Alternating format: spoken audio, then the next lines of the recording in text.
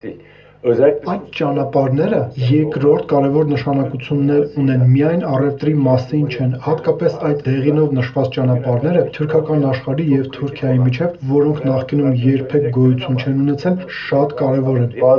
Երբեմն մոռանում ենք, բայց դուք հիշեցրեցիք։ Դեղինով նշված ճանապարհը կապված է Թուրքմենստանի, Ուզբեկստանի, Ղազախստանի, Ադրբեջանի, իհարկե Զանգեզուրի հետ։ Սրանք կապեր են, որոնք կարող են շատ լուրջ քաղաքական հետևանքներ ունենալ ապագայի համար։ Իհարկե, Կովկասի, թուրքական հանրապետությունների հետ։ Bir taraftan da bu tamam ticarettir, istihdamdır, gelirdir ama bir taraftan da stratejidir. Անկասկած, այսինքն մի կողմից սա իհարկե առևտուր է, զբաղվածություն եւ եկամուտ, բայց մյուս կողմից նաեւ ռազմավարություն է։ Բառացիորեն 2 րոպե անց Ուրալօղլուն արդեն իր նախաձեռնությամբ սկսում է խոսել թուրքական աշխարհը միավորելու եւ Հայաստանի տարածքի, Սյունիքի մասին։ Որոշում են հերթով մանրամասն նայել Թուրքիայի նախագծած ճանապարհների եւ միջանցքների քարտեզներին ու սկսում են Զանգեզուրից։ Իհարկե, թուրքական աշխարհի վերաբերյալ նախ Զանգեզուրը։ Orta koridoru konuşalım. Orta koridor Zengezur'da onun bir Եկեք խոսենք միջին միջանցքի մասին։ Զանգեզուրը դրա մի մասն է։ Միջին միջանցքը իսկապես արժեքավոր է։ Երբ մենք կապվենք Զանգեզուրի հետ, այն կունենա հատուկ արժեք։ ayrı bir kıymeti olacaktır onun. Սա ձեր ամենակարևոր նախագծերից մեկն է։ Ve buradan Çin'den Այո, Չինաստանից դուրս եկող բեռնատարները այս միջանցքով 18 օրում կարող են հասնել Լոնդոն։ 18 günde geçilebilen burada bir koridor var. Peki bir şey soracağım. Şu an Լավ, մի հարց, այդ դեղինով նշված ճանապարհը, միջին միջանցքը հիմա պատրաստ է։ koridor dediğiniz bu yol, bu ticaret yolu bitti mi? Şu anda işler halde. Այս պահին կառուցվում է, դեռ չենք կարողանում փոխադրել բեռներ այն ծավալով, որով ցանկանում ենք, բայց աշխատանքներ են տարվում։ Biz Kars'la Մենք նախ դրան հասանք Բաքու Թբիլիսի Կարսով, այս միջանցքը այժմ գործում է, բայց պետք է մեծացնենք թողունակությունը։ ama onun kapasitesini artırmamız gerekiyor. Zengezur koridor Զանգեզուրի միջանցքը էականորեն կավելացնի թողունակությունը։ destek vermiş. Zengezur Որտեղ է Զանգեզուրը այստեղ։ Hemen şu noktada onun haritası. Զանգեզուրը հենց այստեղ է։ Դրա քարտեզն առանձին կարող ենք ցույց տալ։ Կարող եք տեսնել Զանգեզուրը։ Էկրանին հայտնվում է Հայաստանի տարածքով քարտեզը։ Թուրքական հեռուստաեթերում սկսում է ներկայացնել իրենց ծրագրերը առևտրային, ռազմավարական, թուրքական աշխարհը միավորելու մասով, եւ այդ ծրագրերի անբաժան մասն է Հայաստանի տարածքը։ Առանց Հայաստանի տարածքի Թուրքիայի ռազմավարական ծրագրերը ոչինչ են։ Zengezur koridoru da Kars'tan başlayıp Զանգեզուրի միջանցքը սկսվում է Կարսից, գնում է մինչև Դիլիջու, ապա անցնում է Նախիջևանով եւ հայտնի Զանգեզուրի անցումից հետո մինչև Բաքու։ Ինչ կտա սա մեզ։ Որոշ առումով այն մեզ ուղիղ կապ կտա Ադրբեջանի հետ եւ մենք կընդլայնենք թողունակությունը այստեղ, կթեթևացնենք մեր թողունակության սահմանափակումները այստեղ։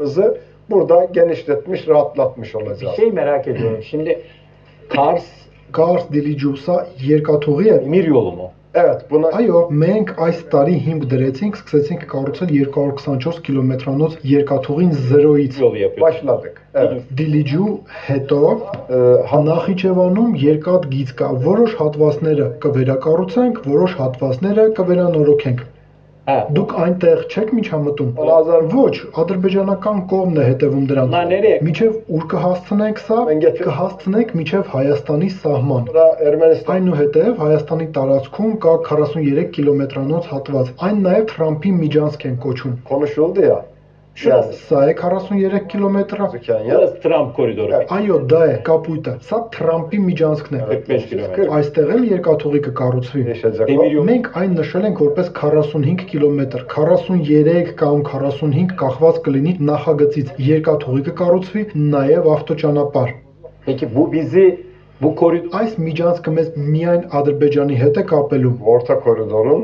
Սա միջին միջանցքի շատ կարևոր մասն է, մեծ քարտեզի կարևոր մասն է։ Այլ կերպ ասած, մենք նաև կկարողանանք մեր երկրից ապրանքներ տեղափոխել այս միջանցքի երկայնքով գտնվող երկրներ։ Եվ հնչում է ամենակարևոր հարցը, երբ պատրաստ կլինեն այս երկաթուղին ճանապարհը։ Թուրքիայի տրանսպորտի եւ ենթակառուցվածքների նախարարը ժամկետ է հնչեցնում Հայաստանի տարածքում թուրքական ենթակառուցվածքի վերաբերյալ։ Böyle bir proje hani 4 yıl gibi bir zamanda biter 2029 hani 2030'da. Նման նախագիծ ավարտին կհասցվի մոտ 4 տարվա ընթացքում։ Հուսով ենք, որ մենք Զանգեզուրի միջանցքը լիովին կգործարկենք մինչև 2029-2030 թվականը։ Թուրքիայի նախարարը ժամկետների մասին խոսել էր նաև ավելի վաղ, 3-4 անգամ։ Մեկ տարի առաջ եւս նշում էր, թե 4 տարուց կգործարկեն Զանգեզուրի միջանցք կոչվածը։ Նաև 2028 թվականներ նշել։ Այստեղ առավել կարևոր է տեսնել, թե ինչպես են քննարկում Հայաստանի տարածքը, ինչ ծրագրեր են կառուցում,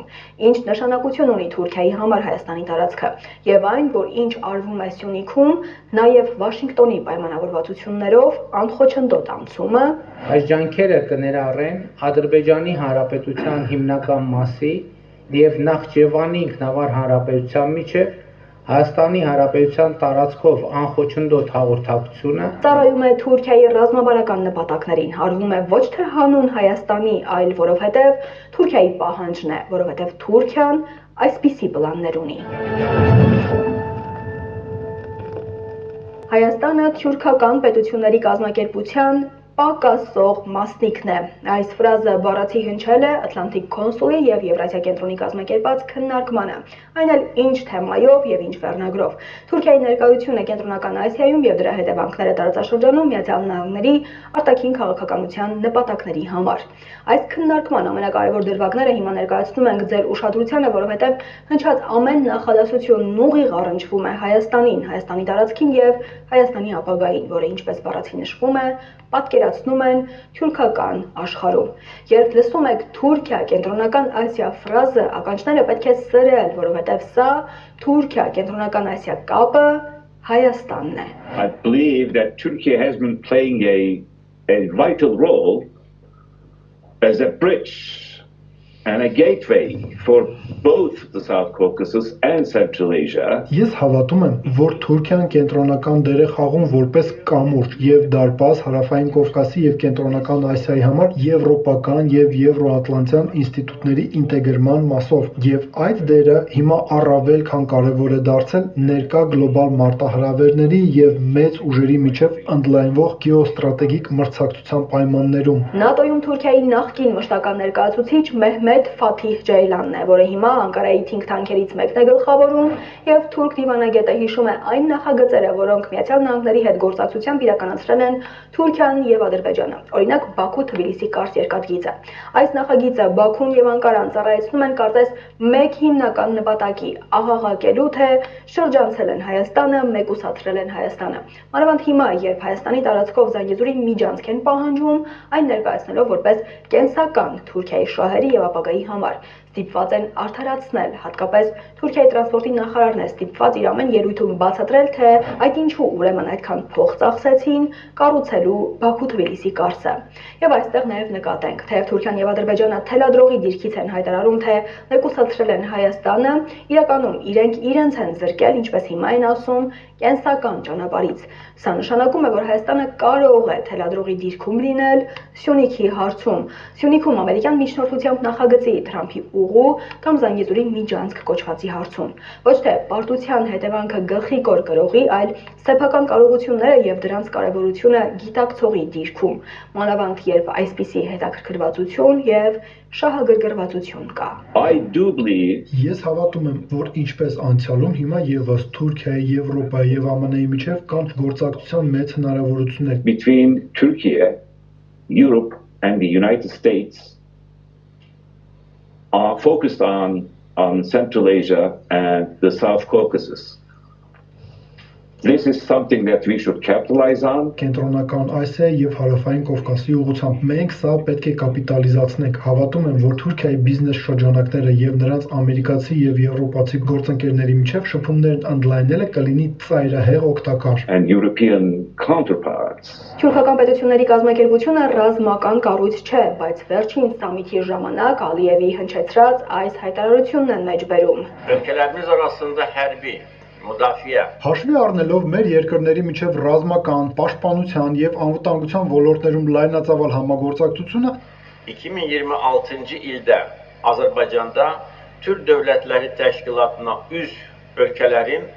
birgə hərbi təlimlərinin keçirilməsini təklif edirəm. Մենք առաջարկում ենք 2026 թվականին Ադրբեջանում անցկացնել թուրքական պետությունների կազմակերպության անդամ պետությունների համատեղ զորավարժություն։ Նկատում են նման հայտարարություն, նման առաջարկ առաջին անգամ է հնչում։ Առաջարկում են քննարկել, թե ռազմական ոլորտում համագործակցության ինչ հնարավորություններ եւ խոչընդոտներ կան։ Առաջին հանգամանքն ու անմիջապես նշում են ՀԱՊԿ։ Նատոյական Թուրքիայի առանցքում գործող թուրքական պետությունների կազմակերպության անդամ պետությունների մեծ մասը հավաքական անվտանգության պայմանագրի կազմակերպության անդամներ են։ I don't think that these countries have to choose between doing military or defense activities with CSTO or say OTS. Չեմ կարծում, թե այս երկրները պետք է ընտրեն ռազմական պաշտպանական գործողություններ անել ՀԱՊԿ-ի, թե թուրքական պետությունների կազմակերպության հետ։ Երբ այս բոլոր երկրները հավաքվում են թուրքական պետությունների կազմակերպության սեղանի շուրջ, անվտանգությունը բնական կերպով դառնում է այն թեմաներից մեկը, որի շուրջ խոսում են, որովհետև նրանք նույն տարածաշրջանում են եւ բախվում են նույն մարտահրավերներին։ Կարծում եմ, այստեղ շատ հնարավորություններ կան եւ Թուրքիան հրաշալիորեն դիրքավորված է այս անվտանգային քննարկումներում առաջնորդությունը ստանձնելու համար, այն առումով, թե ինչ կարող է անել օրինակ վարժանքների եւ ռազմական կրթության ուղղությամբ։ I think that means then that any country that wants to work with Turkey in the military defense. Չեմ կարծում, թե սա նշանակում է, թե որևէ երկիր, որը ցանկանում է աշխատել Թուրքիայի հետ ռազմական եւ պաշտպանական ոլորտում, պետք է մտահոգվի ՀԱՊԿ-ում ստանձնած իր պարտավորությունների մասով։ Կարծում եմ, նրանք կարող են հավասարակշռել այս ամենը։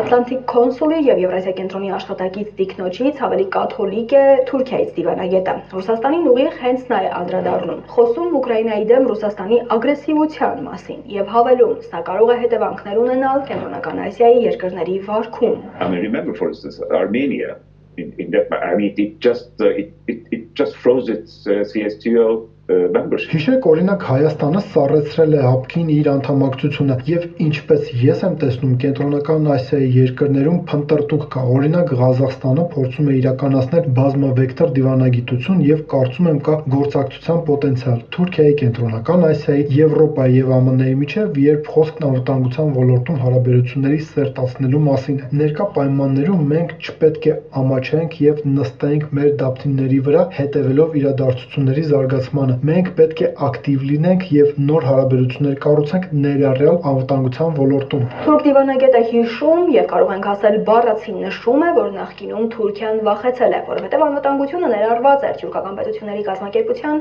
հիմնադրման հռչակագրում, բայց հաշվի առնելով որոշ զգայուն հարցեր, պայմանավորված Կենտրոնական Ասիայում եւ Հարավային Կովկասում Ռուսաստանի ազդեցության մնացորդներով, սա հեշտ ուղղություն չէր քայլեր անելու համար։ Թուրք դիվանագետը նշում է Ռուսաստանի ազդեցության մնացորդներ եզրը, որը այդքան վախեցրել է Թուրքիային քայլ անել։ Սա նշանակում է, որ Թուրքիան վախենում է Ռուսաստանից։ Վախը հաղթահարելու առաջին քայլը Թուրքիան իհարկե արեց Ադրբեջանում եւ հիմա, ինչպես թուրք դիվանագետն է նշում, ժամանակն է անել հաջորդ քայլը, որի շուրջ Թուրքիային անհրաժեշտ են խորհրդակցություններ իր ամերիկացի եւ եվրոպացի գործընկերների հետ։ Իսկ ինչ կլինի, եթե հաջորդ քայլն անելիս Թուրքիայի առաջ կանգնեն իր վախերը։ When we talk about Central Asia and the South Caucasus, we are not talking about only geographical areas or regions. We are talking about geopolitics. Երբ խոսում ենք Կենտրոնական Ասիայի եւ Հարավային Կովկասի մասին, խոսքը միայն աշխարհագրական տարածքների մասին չէ, խոսքը այստեղ աշխարհաքաղաքականության մասին է։ Ներկա պայմաններում, քանի դեռ Ռուսաստանը շարունակում է իր պատերազմը Ուկրաինայի դեմ եւ մենք տեսնում ենք ազդեցության մակարդակի անկում, հիմա հնարավորությունների պատուհան կա բարելավելու համագործակցության շրջանակը ներդրումներն ընդլայնելու միջոցով այս երկրները արևմուտքին կապելու համար։ Թուրք դիվանագետը հավելում է ամենակարևորը եւ Հայաստանին առնչվող գլխավորը։ Սա պահանջում է ուշադրություն Թուրքիայի նախաձեռնած միջին միջանցքին, որի մաս է կազմում Հայաստանի տարածքով Թուրքիայի այսպես կոչված Զանգեզուրի միջանցքը։ Nobody mentioned about, but let me mention that. Ոչ ոք չնշեց, թույլ տվեք ես նշեմ կարևորագույն նախագիծը, այն ինչ տեղի ունեցավ Վաշինգտոնում այս տարվա օգոստոսին։ In August 2025, this year in Washington, D.C., I'm talking about the TRIP project. Խոսում եմ TRIP-ի մասին։ Եռակողմ հռչակագիրը ստորագրված ԱՄՆ-ի, Հայաստանի եւ Ադրբեջանի կողմից աշխարհաքաղաքականության մասով կարևորագույն զարգացում էր, որը հասնում է Կենտրոնական Ասիային եւ Կասպից ծովին։ Կարևոր է, որ համագործակցության եզրեր կարող են գտնել ԱՄՆ-ն, Թուրքիան, Ադրբեջանը եւ Հայաստանը Կենտրոնական Ասիայի ուղղությամբ հայացքով։ We can find opportunities for cooperation as well. Թուրք դիվանագետն իր խոսքում կարևորում է Հայաստանի տարածքը թուրքական պետությունների կազմակերպության եւ դրան առնչվող ծրագրերի համար։ Խոսքի մեկ այլ հատվածում կարևորել էր Տաջիկստանի մասնակցությունը թյուրքական պետությունների կազմակերպությանը գոնե որպես դիտորդ։ Եվրոպական եւ ամերիկյան փորձագիտական կենտրոնները ներկայացնող տիկինը թուրք դիվանագետի խոսքի այս հատվածների վրա է ուշադրություն կենտրոնացնում